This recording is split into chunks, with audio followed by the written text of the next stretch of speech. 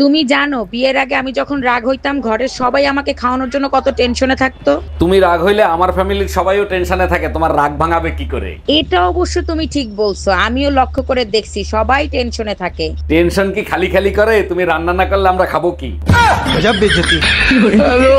শোনো, তুমি আর চায়ের দোকানে চা খাইতে যাবা না, প্রয়োজন হলে আমি চা বানিয়ে খাওয়াবো। তুমি যে বালের চা বানাও, চা কি মুখে দেয়া যায়? ওর থেকে আমার চায়ের দোকানদার অনেক ভালো চা বানায়। সত্যি করে বলো তো, তুমি যে পরিবেশে চা খাইতে যাও ওইখানে কি তোমাকে মানায়? আমার চায়ের দোকানদারের আইফোন আছে, আমার দ্বারে কোন বালডা আছে?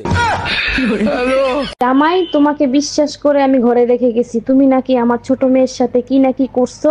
আরে আম্মাজান, শালি হইলো আদি ঘরওয়ালি, আমি আধা কাজই করছি, ফুল কাজ করি নাই। জামাই, তুমি আমার সাথে এইভাবে কথা বলো, তোমার লজ্জা করে না? লজ্জা কেন করবে? আপনি জানেন না আইরে গরুগুলো সারা থাকে, গাই গরুগুলো বাইন্দা রাখতে হয়। শোনেন, কালকে কিন্তু পাগল দিবস। আপনাদের পরিচিত যত পাগল আছে তাদেরকে এটা পাঠান। আমি কিন্তু আপনাদের পাঠিয়ে দিলাম, আবার আমাকে পাঠিয়ে মহা পাগলের মতো ভুল করবেন। পরিবারের অজুহাত দেখিয়ে তুমি শখের নারীকে ছেড়ে দিচ্ছ। মনে রেখো, শারীরিক চাহিদা তুমি যে কোনো নারীর ধারা পূরণ করতে পারবে, কিন্তু মনের চাহিদা যে কোনো নারীর ধারা পূরণ করতে পারবে না। মনের চাহিদা আর মানসিক শান্তি একমাত্র শখের নারীর ধারায় সম্ভব। বয়সটা এখনো 30 হয় নাই, কিন্তু অভিজ্ঞতা আছে 70 বছরের বুড়িদের মতো।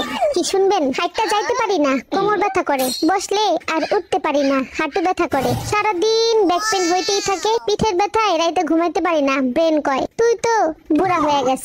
এই রোজ রোজ ঝগড়া করা কি তুমি বন্ধ করবা? তোমার ঝগড়া করার কারণে আমার প্রেসার হাই হয়ে যায়, এটা কি তুমি বোঝো? সবসময় শুধু তুমি নিজের চিন্তাই করো, কখনো আমার চিন্তা করো তুমি? তোমারে ভালো রাখার জন্য আমি কি করি না? তুমি যা বলো তাই তো করি। আমিও তো নিজেকে ভালো রাখার জন্য তোমার সাথে ঝগড়া করি। তোমার সাথে ঝগড়া না করলে আমার প্রেশার লো হয়ে যায়। বিয়ার আগে তো ঠিকই আমার বাপের বাড়ির সামনে খাড়া খাড়া গলা ফাটায় ফাটায় গান গাইতেন, হ্যাঁ, গলা শুকায় নিতেন। আমি 12 মাস তোমার ভালোবাসি। পরে যে 15 দিনের বেশি ভালোবাসন যায় না, ওইটার সময় বুঝি নাই।